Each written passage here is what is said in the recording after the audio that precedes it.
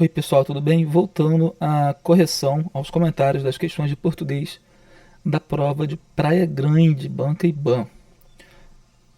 Caso você ainda não tenha assistido os comentários das questões anteriores, da 1 a 10, vou deixar o link aqui no card, o link da primeira parte, e agora vou deixar o link da segunda parte. Essa aqui é a terceira parte e vamos finalizar esses 3 vídeos com correção. Bom, questão número 11 é uma questão que trata de pronome. O alienígena corrige o astronauta por quê? Vamos ver a fala do astronauta. Finalmente, um lugar para mim ficar em paz. E aí tem a opção número 1. O pronome mim é do caso oblíquo, que substitui nome com função de objeto do verbo e não de sujeito da oração. Exatamente isso. Essa alternativa, essa opção está correta, esse número em romanos. A diferença entre os pronomes, pronome pessoal do caso reto, pronome pessoal oblíquo, é que os pronomes pessoais do caso reto exercem função sintática de sujeito.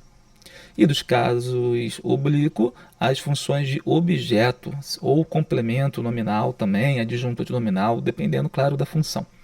O que importa é que o mim, que é um pronome oblíquo tônico, não pode exercer a função de sujeito.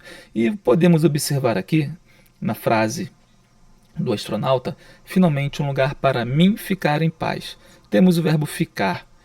Antes do ficar, temos o pronome mim. Quem é que fica em paz? Seria, né, o mim. Como o mim é um pronome oblíquo, ele está incorretamente ali, né, usado de acordo com a norma culta. Para manter a correção, temos que trocar pelo pronome pessoal do caso reto, que são pronomes que exercem a função de sujeito. No caso de primeira pessoa, o pronome pessoal de primeira pessoa, do caso reto, é o pronome eu, para eu ficar em paz. Número 2, o pronome mim deveria ser substituído pelo pronome do caso oblíquo me. Não, não, não, não, não. O me é um pronome oblíquo também, oblíquo átono. O mim é oblíquo tônico. Qual a diferença entre os dois? Que o oblíquo tônico ele vem antecedido por preposição. E o oblíquo átono ele não vem antecedido por preposição, mesmo que ele seja um objeto indireto ou um complemento nominal, um adjunto de nominal, ele não é antecedido por preposição. Já o mim, sim. Então podemos ver aí que a número 2 não está correta. Vamos ver a número 3. O pronome correto para conjugar verbo é o do caso reto eu, exatamente como comentado anteriormente. Então, opções corretas aí, 1 e 3. Das respostas, letra A, 1 e 3. Beleza? Vamos marcar aqui, letra A, opção correta. Número 12. A número 12 é aquela famosa questão que eu sempre dou a seguinte dica. Não leia o texto de início. Veio o enunciado. Podemos até olhar para o enunciado lá embaixo, lá no final. Confirma-se que o artigo foi publicado antes da reforma ortográfica de 2009, com base no seguinte trecho. E aí, caso seja necessário, você lê o texto. Neste caso aqui, não é necessário ler o texto para responder à questão. Não é necessário nem ler aquele primeiro enunciado lá em cima do número 12. O resumo a seguir do artigo científico, tal, não precisa. Nós já sabemos o que ele quer, é só em ler essa pergunta aqui, esse comando, né? Letra A. O envelhecimento populacional é hoje um fenômeno característico em diversos países. Não vemos nenhuma palavra aí que tenha sofrido mudança após o acordo ortográfico. Letra B. O atendimento odontológico a paciente geriatra está sendo abordado na literatura com frequência. Opa, temos aí a palavra frequência que está com trema. O trema ele foi abolido no acordo ortográfico. Logo, podemos já sem medo marcar essa letra B. Vamos ver a letra C. São abordadas algumas alterações fisiológicas e patológicas. Também não há nenhuma palavra que sofreu mudança. E letra D. Com os dados obtidos, pôde-se chegar à conclusão. Aqui também não há nenhuma palavra que sofreu mudança. O pôde aqui está sendo usado corretamente com acento circunflexo por se tratar de passado. Quando não tem acento, ele está no presente. Pode. Número 13. Leia o trecho da notícia publicada em 2023.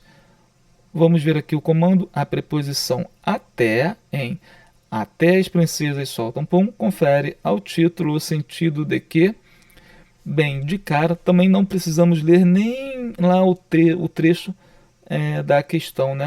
O textozinho lá da questão aqui, o livro mais famoso e tal. Só em ler essa preposição, né, até as princesas, podemos perceber que o sentido que dá é de inclusão, né? O sentido de inclusive.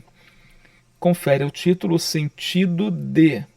Letra A. As princesas têm uma finalidade, soltar pum. É isso que passa a ideia desse título com a preposição até? A preposição até, ela sugere isso? Uma finalidade? Não, as conjunções que dão ideia de finalidade são para que, a fim de que, com o intuito de. Letra B. É uma causalidade as princesas soltarem pum? Essa preposição até traz a ideia de causa? Não, não traz. Letra C. As princesas, assim como as outras pessoas, soltam pum. Sim, essa é a opção que podemos perceber, né, bem evidente aí quando lemos o até. Então, resposta letra C, a ideia de inclusão. As princesas, inclusive, né, assim como as outras pessoas. E letra D, as princesas não podem soltar pum. Não, não tem nada a ver a letra D. Então, a resposta é a letra C. Número 14. Vamos virar no comando. Está correto o que se afirma em número 1, 2 e 3. Repara também que eu nem precisei ler o enunciado da questão, nem iniciar lendo o texto sugerido. Eu estou fazendo de baixo para cima, do final para o início. Se for necessário, eu vou ao texto ver a frase que me interessa. Número 1 em Romanos. Segue as regras de concordância verbal ao marcar o verbo surgir no singular ao concordar com o núcleo do sujeito interesse. Então vamos ver aqui o comando, sabendo que a linguagem de um artigo científico precisa ser culta, ou seja, atender às normas gramaticais. Está aqui, de acordo com as normas gramaticais, o trecho destacado. Então vamos ver se essa número 1 está correta. Segue as regras de concordância verbal ao marcar o verbo surgir para concordar com o sujeito interesse. Sim, podemos perceber aqui nessa primeira frase que o interesse por este tema surgiu. O que surgiu? O interesse por este tema. Qual é o substantivo desse sujeito? É interesse. Interesse é o núcleo do sujeito. Logo, é ele que vai comandar a concordância do verbo surgir. Então, a opção 1 está correta. Número 2. Acentua as palavras experiência, que é paroxítona terminada em ditongo, clínica, que é proparoxítona, através, que é oxítona terminada em E, seguido de S, e psicológica, que é uma proparoxítona. Todas elas estão grafadas, né, estão acentuadas de acordo com a regra. Então, também está correta. Número 3. Foge da norma culta ao empregar a partir da e através da em vez das formas adequadas, respectivamente, com base na e por meio da. Essa é uma questão em que ela só é realmente relevante ou observável o erro quando se trata de norma culta e puramente culta, né, de acordo estritamente com o rigor gramatical. Por quê? Tanto a partir da quanto através da, nessa frase, não deixam o texto sem compreensão. Podemos entender perfeitamente o que ele está querendo dizer. A questão é que, de acordo com o rigor gramatical, a partir da dá uma ideia de início e voltado mais para o sentido de tempo. No caso aqui, vamos ver lá na frase, o interesse por este tema surgiu a partir da experiência clínica, é como se desse um início temporal da experiência clínica. Só que o sentido que traz aqui no texto é que surgiu com base, né, na experiência clínica, foi devido à experiência clínica, foi por ter se realizado a experiência clínica e sido observado algum evento, algum fato, e isso sugeriu, isso desencadeou a ideia pelo tema. Então podemos ver aqui que esse a partir da estritamente no rigor gramatical, estaria incorreto, porque não dá ideia de início de uma situação cronologicamente falando. Logo, sim, a expressão com base na, ela fica aqui mais gramaticalmente correta. Por este tema surgiu com base na experiência clínica. E a expressão através da, ele no rigor gramatical passa a ideia de transpassar, de passar através de algo. Vamos lá no texto. Com crianças e principalmente através da construção do curso. Então, no rigor gramatical, esse através da seria algo que passa pelo meio, né? No caso, seria mais correta mesmo, né, gramaticalmente falando, a expressão por meio da. Esse pelo meio, por meio da, meio é no sentido de caminho, é no sentido de instrumento. O meio utilizado, o caminho utilizado, o instrumento utilizado. A 1, a 2 e a 3, então, estão corretas. Opção letra A.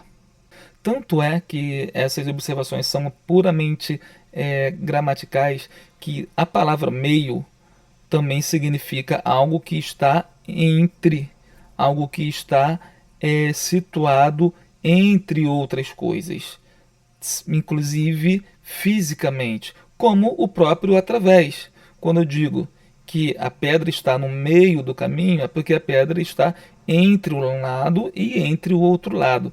Neste caso aqui, por meio da, ele foi feita uma abstração da palavra concreta meio para um sentido de instrumentalidade. Ou seja, assim como um através da, que é um sentido concreto inicial, ele também foi passado para um sentido abstrato, no sentido também de instrumento. Porém, na gramática normativa, o que se aconselha é que não se use. Então, é uma questão que trata aí de observação estritamente culta, né, da norma culta.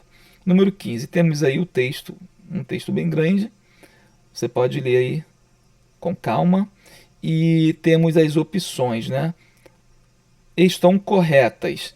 Podemos também trabalhar em cima aqui a partir apenas do que ele traz para a gente. Vamos ver a opção número 1. O significado de cores como verde e azul está relacionado a elementos naturais. Vamos ver o significado que o texto traz de verde e azul. O azul remete ao céu, às coisas celestiais e à própria pessoa de Jesus. Perfeito. Então, coisas celestiais, céu, natureza. Verde. O verde é a cor da natureza, do desabrochar, da misericórdia. Então, as duas estão corretas. Se voltam, né, se remetem à natureza. A número 1 está correta. Número 2. Existe significado que depende da condição socioeconômica da população, ou seja, da época da escrita da Bíblia, tal como o da cor roxa. Vamos ver aqui a cor roxa. O roxo tem significado da soberania realeza.